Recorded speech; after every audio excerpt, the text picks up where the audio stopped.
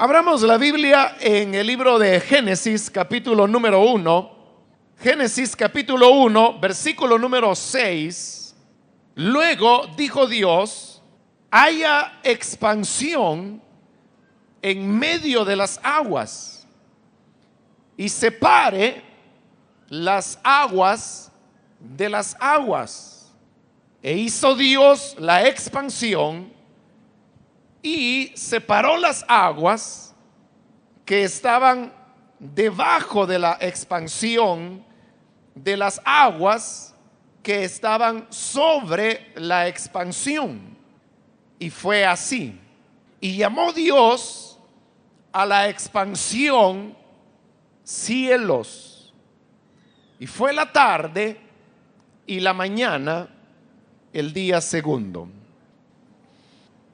Hermanos, este día corresponde reflexionar acerca de los acontecimientos que se dieron en el segundo día de la creación. Cuando hablamos, hermanos, de creación, es importante hacer una aclaración.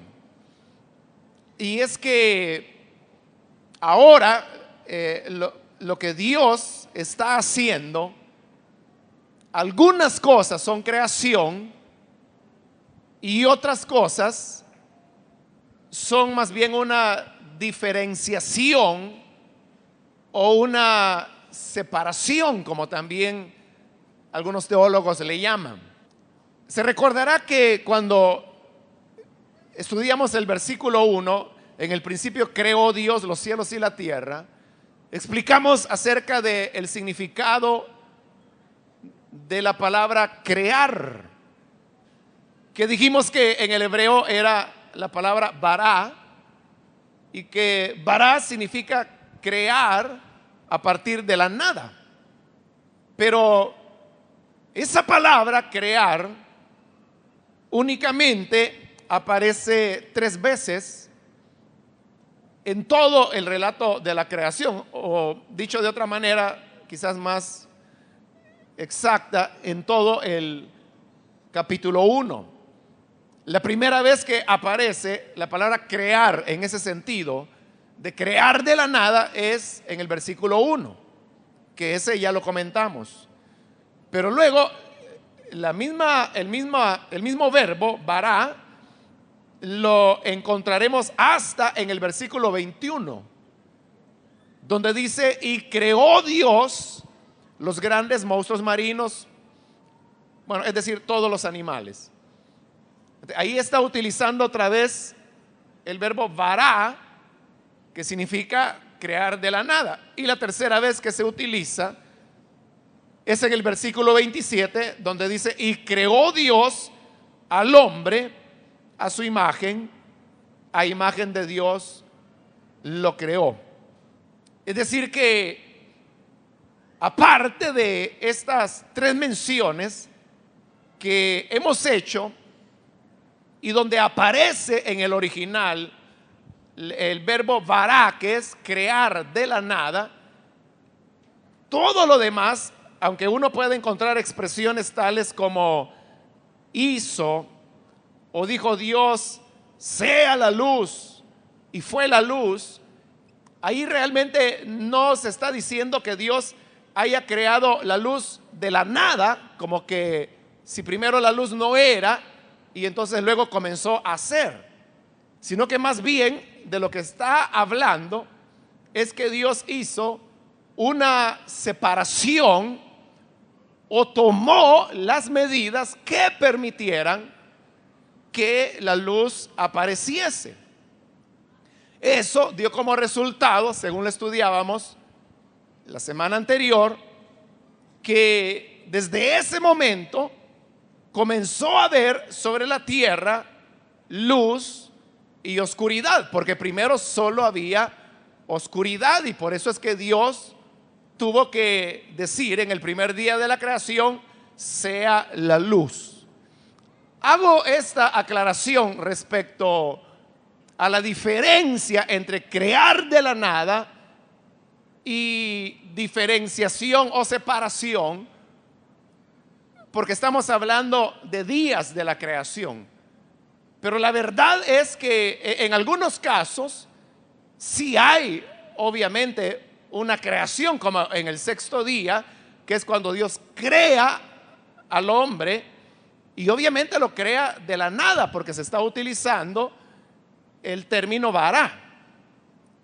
Ahora, pero en la mayor parte de días, lo que se está dando es una diferenciación, como en el primer día de la creación, que ya lo estudiamos, que Dios lo que hizo fue establecer una diferencia o una separación entre la luz y las tinieblas, de tal manera que a la luz le llamó día y a las tinieblas le llamó noche. Ahora, ahí, hermano, hay algo importante que nos deja una gran enseñanza, y es lo siguiente.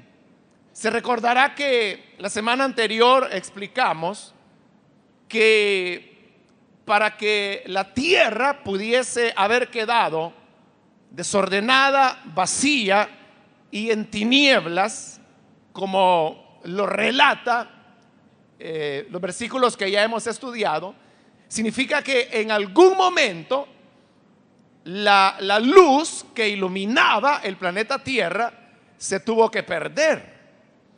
Ahora, explicamos también la semana anterior que esa luz que cubría el planeta Tierra era, hermanos, una luz que no provenía de estrellas, ni lejanas, ni cercanas como el sol, sino que era la luz que procedía de la gloria de Dios.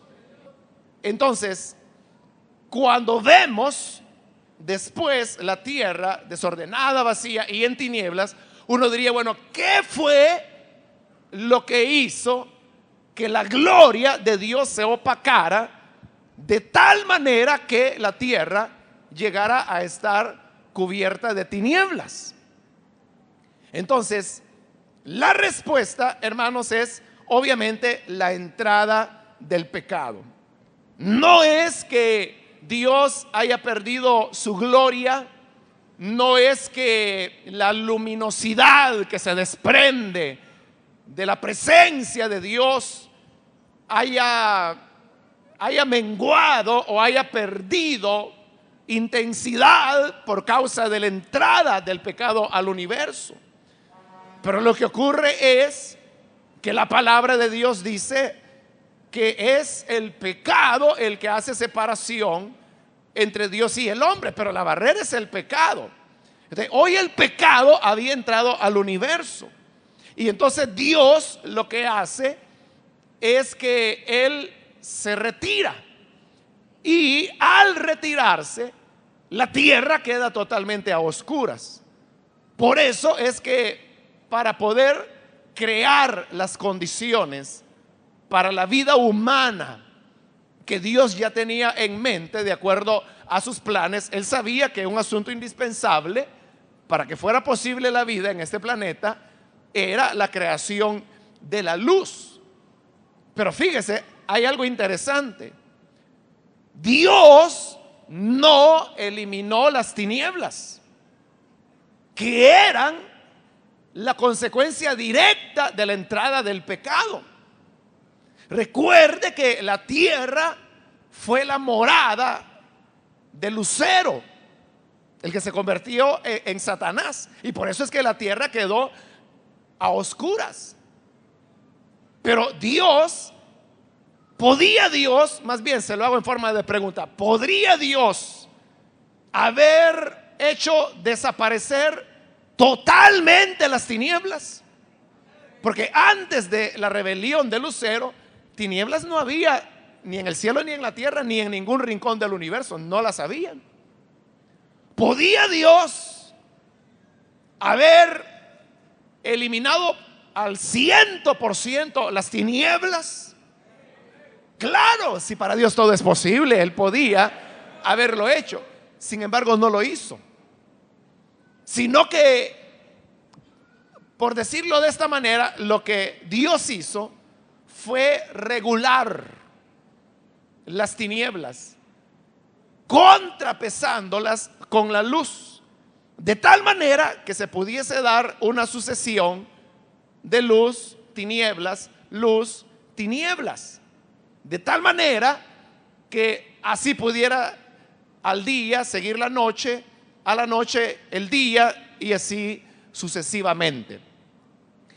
Entonces, siendo así las cosas, como le decía, ahí nosotros tenemos una enseñanza, y es esta: que aunque Dios tiene el poder para poder desarraigar totalmente el mal del universo que Él creó, Él más bien prefiere no hacerlo.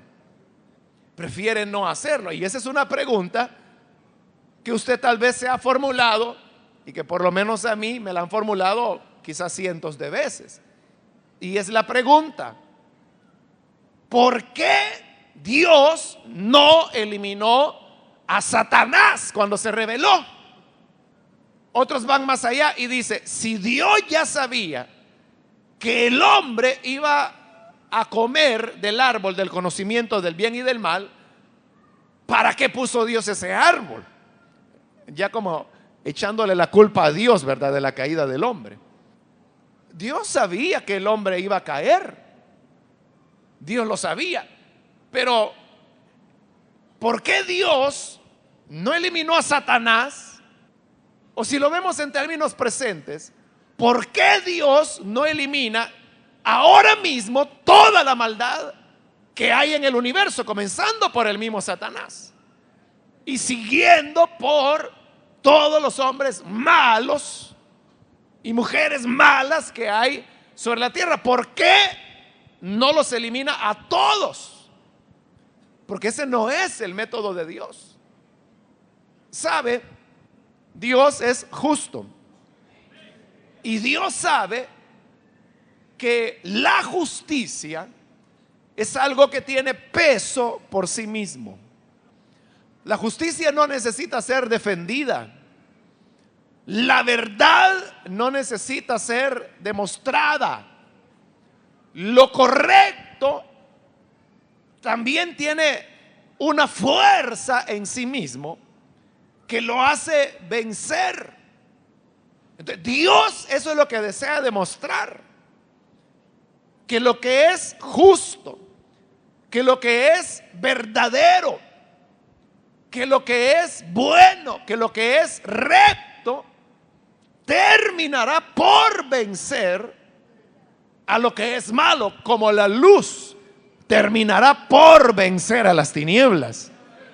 Por eso es que en el libro de Apocalipsis, y lo mencionábamos la semana anterior, la Biblia dice que ahí ya no habrá más luz de sol ni de luna, porque la gloria del Señor iluminará la nueva tierra, el nuevo cielo que Dios creará. Es decir, que ahí ya no habrá tinieblas. Otra vez habrán sido erradicadas, como lo fueron, como no las habían en el principio, cuando Dios creó los cielos y la tierra, antes de la rebelión de Lucero. Mientras tanto, la luz y las tinieblas convivirán, pero no juntas, porque son irreconciliables entre sí. Eso es lo que dice Juan en el capítulo 1, cuando habla del Señor Jesús y dice: aquella luz verdadera venía al mundo, y dice: y las tinieblas no pudieron contra ella. Es decir, que aunque las fuerzas del mal lucharon contra Jesús, quien es la luz que había venido al mundo, no pudieron contra él. Jesús venció, y ahora Él es el Rey de Reyes y el Señor de Señores. Esto significa que Dios lo que hace, o lo que hizo en el primer día, fue separar la luz de las tinieblas. Pero tinieblas siempre había. A Dios no le agradan las tinieblas. A Él no le gusta la oscuridad, porque Él está rodeado de luz. Y por eso Él quiere que todos nosotros seamos hijos de luz, como lo dice la Escritura. Eso significa que mientras no llegue el momento en que el reino de Dios sea establecido de una manera definitiva sobre el universo, siempre habrá una convivencia del bien y del mal juntos, que no se mezclan, más bien se oponen. Y ese es el argumento de Pablo cuando recomienda a los creyentes corintios que no se unan en yugo desigual con los incrédulos, porque pregunta: ¿qué comunión tiene la luz con las tinieblas? Si Dios las separó y Dios dijo: esta será la luz y esto se va a llamar día, y esta es la oscuridad y esto se llamará noche. Dios los separó. Dios quiere que su pueblo viva en la luz y no en las tinieblas. Por eso es que cuando una persona dice: bueno, yo no entiendo por qué Dios prohibió que uno pudiese tener un novio incrédulo o una novia incrédula, si es más caballeroso que cualquiera de los hermanos que hay en la iglesia. Tú eres quien no comprende, o tú eres, hermano, quien no comprende que es Dios quien ha separado la luz de las tinieblas. Y por eso Pablo pregunta: ¿qué comunión puede haber entre la luz y las tinieblas? Entonces, el bien y el mal siempre irán juntos. Y fíjese, a tal punto que nosotros los cristianos, usted sabe que nosotros tenemos dos naturalezas. ¿Cuántos sabían que tenemos dos naturalezas, hermano? La naturaleza adámica, que es la inclinación al pecado, y la nueva naturaleza que hemos recibido por engendramiento de la palabra de Dios y del Espíritu. Y por eso es que hay una batalla interna en nosotros: la carne, que desea hacer obras de la carne, y la nueva naturaleza, que desea hacer las obras del Espíritu. Pero uno podría decir: bueno, ¿y acaso no era más fácil que en lugar de ponernos una naturaleza más, no hubiera sido más fácil que Dios nos quitara la naturaleza carnal y nos pusiera una nueva naturaleza? Y así ya no seríamos tentados, así ya no pecaríamos, así seríamos perfectos. Pero repito, ese no es el método de Dios. Dios quiere que nosotros comprendamos que el bien vale por el hecho de ser bien, y que la verdad es verdad por el hecho de ser verdad, y que la justicia puede derrotar a la injusticia por el simple hecho de ser justicia, y que la santidad es más fuerte y más vigorosa que el pecado. Entonces nosotros solamente tenemos que dejar que este universo siga el curso que Dios le ha dado. Ahora, eso trae consecuencias que muchas veces ponen en paradoja a los cristianos. Y es esto, que como hay luz y tinieblas, hay bien y hay mal, entonces sucede que hay cosas que uno no se explica. Yo me encontré una hermana la semana anterior, y ella me saludó y bueno, me hizo una pregunta, y la pregunta era: hermano, me dice, ¿por qué tuvieron que morir todos estos hermanos? Ellos no estaban haciendo nada malo, ellos iban en una actividad de la iglesia, eran todos cristianos, eran hijos de Dios. ¿Por qué se tuvieron que morir? Pero uno también podría preguntar: ¿por qué, por ejemplo, hay un niño de 3 años, hijo de cristianos, que este día el periódico dice que precisamente como consecuencia de ese accidente se le ha declarado que va a quedar en un estado vegetal por el resto de su vida. Nunca va a recobrar la conciencia. Tendrá que ser alimentado a través de sondas. Y es un niño de 3 años de edad, hijo de creyentes. Entonces, la pregunta es, ¿por qué tiene que suceder eso? ¿Por qué hay justos que les va como que si fueran impíos? ¿Y por qué hay impíos que les va como que si fueran justos? O dicho de otra manera, ¿por qué los cristianos tenemos que sufrir? ¿Por qué tiene que haber sufrimiento para los cristianos? ¿Acaso no somos hijos de Dios? La respuesta es porque en el universo hay bien y hay mal, hay tinieblas y hay luz. Y por cuanto hay perversidad, hay maldad en este mundo, entonces es cuando las personas debemos afrontar y pagar las consecuencias de vivir en un mundo de pecado. Ahora, cualquiera podría decir, bueno, ¿y no se dice acaso que Dios es amor? Entonces, si Dios es amor, ¿por qué no impide el sufrimiento de sus hijos? ¿Por qué no impide que vengan desgracias sobre los que le aman y le sirven? Como Él es Dios, pues Él está bien galán ahí arriba en las nubes, viendo cómo aquí nosotros nos toca pagar el pato o pagar la consecuencia de que haya maldad en este mundo.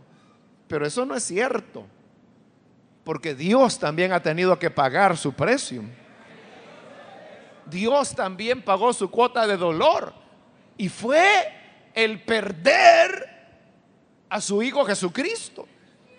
Y Él lo perdió precisamente porque hay maldad en el mundo. Entonces uno diría, uno lo ve solo con respecto a lo humano, pero veámoslo con respecto a lo divino. ¿Acaso no era mucho más fácil para Dios evitarse el dolor de la muerte de su Hijo y simplemente eliminar en una palabra el mal del universo y se acabó? Hasta aquí llegó la maldad. Y el diablo al infierno y los que le siguen también. Y los justos quedan sobre la tierra. Dios podía hacerlo. Pero entonces eso sería contradecir lo que Dios desea demostrar. Y es que lo justo, lo correcto, lo verdadero, lo íntegro, siempre terminará por triunfar.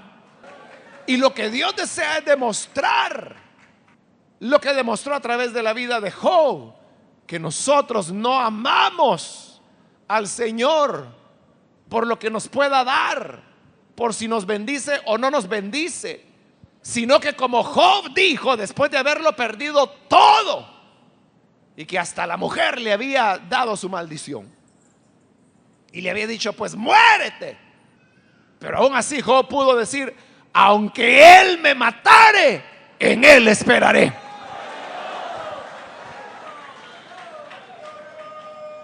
Ahí el derrotado fue Satanás, porque Satanás aseguraba, Job te sirve. ¿Cómo no te va a servir si le has dado todo, lo has hecho millonario, es tu niño lindo? Pero quítale lo que tiene y verás si no blasfema en tu rostro.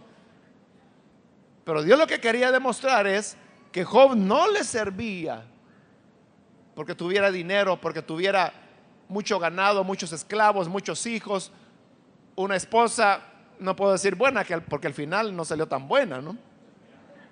Claro, Job nunca la dejó, ¿no? Pero podría decir, bueno, y él, así ¿quién no sirve a Dios, no? Entonces, bueno, quítale todo lo que tiene. Y Satanás, que solo ha venido para matar, robar y destruir, no perdió tiempo y le quitó todo en un día. Y le mató a todos sus hijos. Y luego le quita hasta la salud y hasta la mujer, y él queda solo y sin amigos. Y los 3 amigos o 4 que llegan a acusarlo de cosas que él no había hecho. La cosa no podía ser peor. Pero aún ahí, Job seguía amando a Dios. ¿Por qué lo amaba? Lo amaba porque es Dios. Y porque era lo correcto. Porque era lo bueno. Eso es lo que Dios quiere demostrar. Entonces nosotros, hermanos, la verdadera madurez espiritual se demuestra cuando hacemos lo correcto porque es lo correcto. Aquellas personas que se ponen a pensar y dicen: ay, si yo no fuera cristiano, ¡ja!, la que yo haría. Ese no es cristiano, no se preocupe, haga lo que quiera, que no es creyente. Pero cristiano es aquel que aunque viniera un ángel y le dijera: no hay cielo ni hay infierno, así que come y bebe que mañana morirás, él seguiría viniendo fielmente a la iglesia, adorando a Dios, viviendo en santidad, porque sabe que lo correcto es eso, por amor a la justicia simplemente. Espero haberme dado a entender. Por eso es que Dios no eliminó las tinieblas, las separó. En el segundo día dijo Dios: haya expansión en medio de las aguas y separe las aguas de las aguas. Lo que Dios hará aquí al separar las aguas de las aguas es crear, como lo dice el versículo 7, e hizo Dios la expansión y separó las aguas que estaban debajo de la expansión de las aguas que estaban sobre la expansión, y así fue. ¿De qué se trata?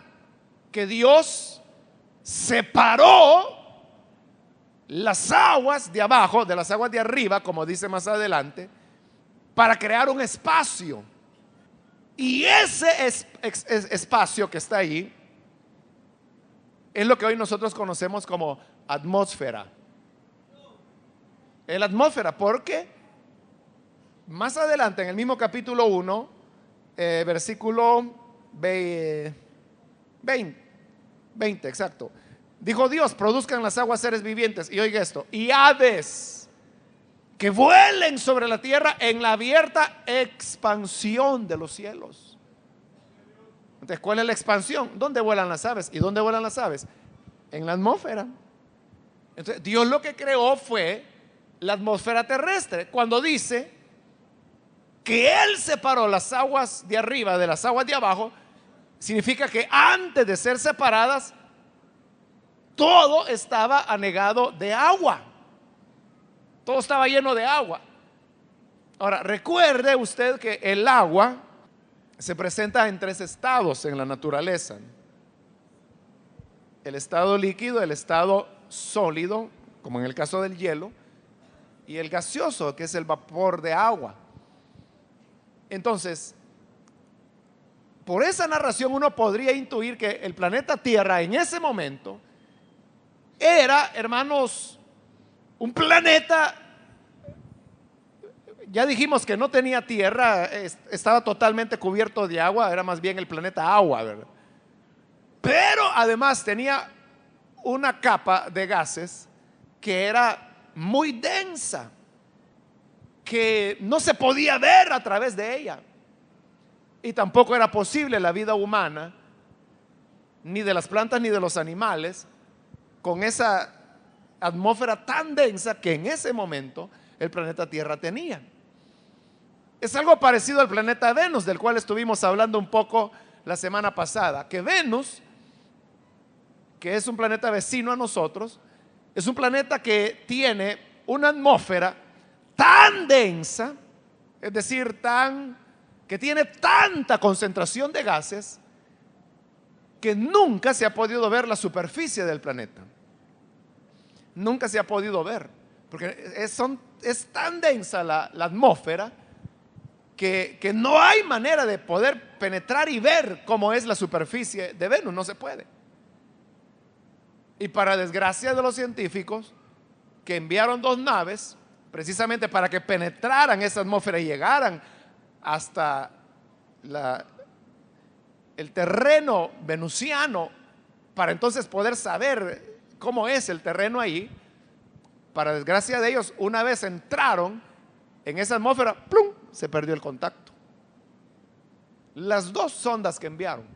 Entonces, no se sabe nada. Y tampoco ellos saben por qué razón.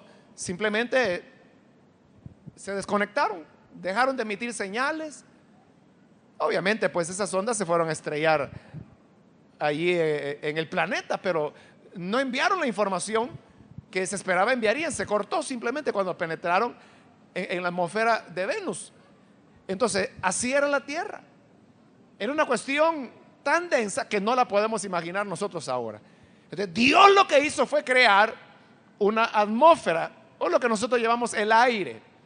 Pero este aire que respiramos es una mezcla de diversos elementos en estado gaseoso que están combinados de tal manera que hacen posible la vida humana, de las plantas, de los animales, de los peces, de todos los seres vivientes. Eso es lo que Dios hizo. Ahora, cuando habla de las aguas de arriba, es simplemente una manera de referirse a las aguas que estaban y que siguen estando hoy en día en estado gaseoso, lo que nosotros llamamos las nubes. Hay agua sobre nuestras cabezas, está la atmósfera de por medio. La atmósfera sigue mucho más arriba de las nubes aún, pero ese no es el tema. La idea pues es de que hay un espacio de aire en el cual vivimos, las aves vuelan, y lo más importante es que es lo que se necesitaba para que la vida fuera posible en este planeta. Entonces, pero las nubes contienen agua. Las nubes no es otra cosa más que agua evaporada. Es bien interesante. Yo estuve leyendo, hermanos, el comentario que Calvino hace al libro de Génesis. Y a mí bueno, él era un genio, ¿no? Pero la cuestión es de que, recuerde, Calvino vivió en el siglo XVI. Y en esa época la gente no sabía que las nubes están formadas de vapor de agua. El problema era cómo hacía Calvino para explicar este pasaje, ¿no? Que decía las aguas de abajo y las aguas de arriba. Porque en esa época no se sabía que las nubes estaban formadas de vapor de agua. Bueno, la cosa es que él comienza a hacer una de razonamientos, pero al final él termina diciendo esto. Y dice, yo no puedo explicar cómo es que hay agua arriba de nosotros, dice. Pero lo que sí sé es que así como Dios es poderoso para sostener las nubes sobre nuestras cabezas, también Dios puede sostener agua sobre nuestras cabezas. Y hasta ahí llega él, porque no podía caminar más. Lo que él no sabía es que no había diferencia entre las aguas sobre la cabeza de las nubes que él sabía estaban sobre la cabeza, ¿no? Y claro, como se ignoraba la naturaleza de las nubes, la idea era que esas nubes a una fuerza las mantenía ahí arriba. Ahora nosotros pues sabemos que es un fenómeno que los niños en sexto grado lo estudian, ¿no? Pero bueno, Calvino no dijo ninguna mentira, simplemente se apegó a lo que en su época se sabía. Pero hoy nosotros sabemos que las nubes es vapor de agua. Esas son las aguas de arriba y las aguas de abajo. Ahora, hay que tener algo bien en claro también. Y es que si bien es cierto ahora entre el agua, porque recuerden, no había tierra todavía, todo era el planeta agua. Desde la superficie del agua había una capa de atmósfera, de aire, y luego venía una capa de nubes. Pero esa capa de nubes era una capa de nubes que cubría totalmente al planeta Tierra, lo envolvía totalmente, no como ahora, que hay nubes en algunos lugares, pero en otros no. ¿Por qué razón? Porque más adelante veremos que Dios hace lo necesario para que pueda ser visible el sol, la luna y las estrellas. Entonces, si no estoy mal, cuarto día. En el cuarto día es que Dios hace eso. Entonces, ¿qué significa? Que en estos otros días, aunque había luz, era una luz como esos días grises que nosotros decimos hay temporal y que pasa como lloviendo, y que uno sabe que hay luz, que es de día, pero no se ve el sol. De noche menos se va a ver la luna y menos las estrellas. Entonces, así era esta tierra en ese momento. El planeta totalmente cubierto de nubes, que hacía imposible que se viera ni el sol, menos la luna, menos las estrellas.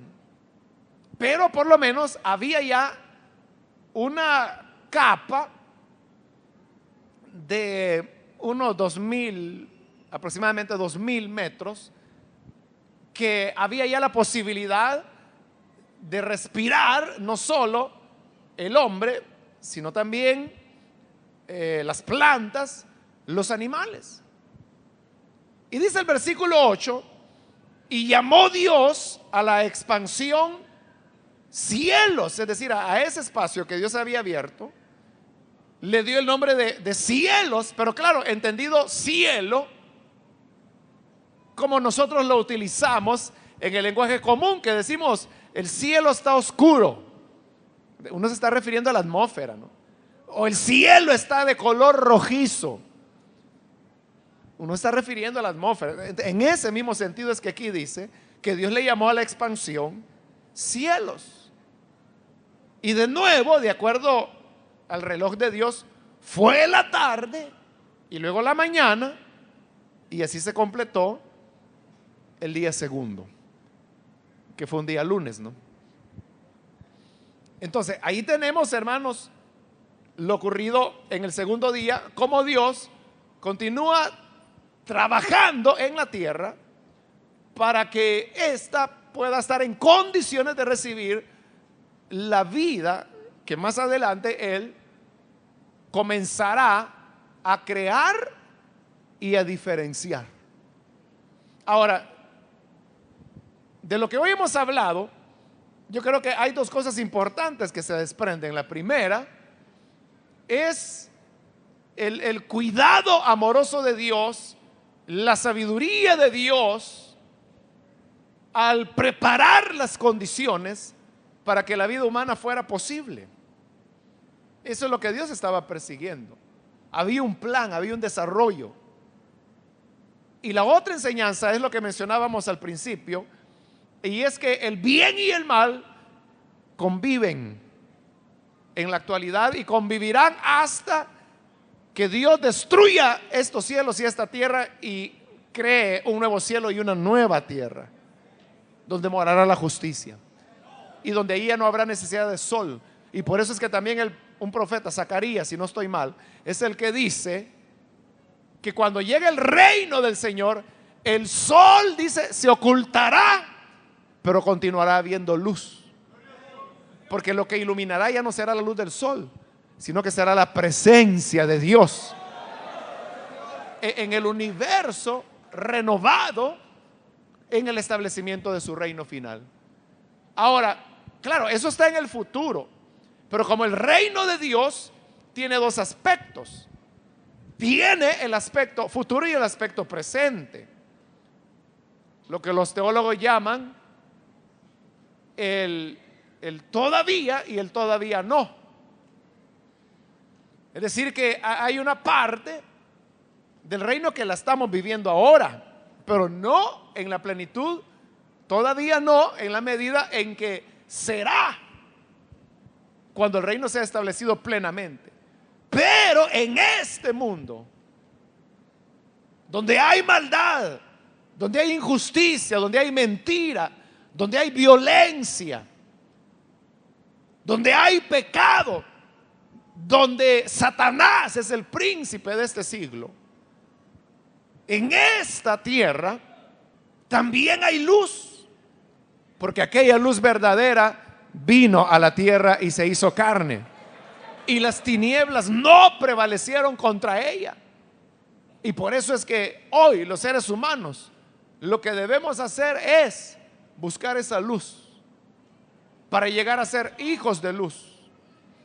Como hijos de Dios, yo no le digo que usted estará exento de enfermedades, de problemas, de muerte, de tragedias, de desgracias. No, porque seguimos viviendo en un mundo donde el mal habita. Y tendremos que pagar nuestro precio como Dios pagó su precio. Pero al final de tanto sufrimiento, del sacrificio de Cristo, de tanto dolor, amanecerá un nuevo día cuando el sol, o más bien la luz, jamás se pondrá. Y será el reino de justicia, de verdad, de amor y de santidad que Dios establecerá. Pero no tenemos que esperar hasta que ese momento llegue. Ahora en Cristo nosotros podemos encontrar ya al Rey de ese reino que hoy nos ofrece su luz, para que recibiendo esa luz nosotros podamos ser también luz. Porque eso es lo que Jesús dijo de su pueblo: vosotros sois la luz, la sal de la tierra, sois la luz del mundo. Ustedes son luz en medio de las tinieblas. La pregunta es, ¿verdaderamente nos estaremos distinguiendo como luz o vivimos igual que los seres humanos? Quiera Dios que nosotros podamos ser luz. Y quiera Dios que como hijos de luz comprendamos que afrontaremos desgracias.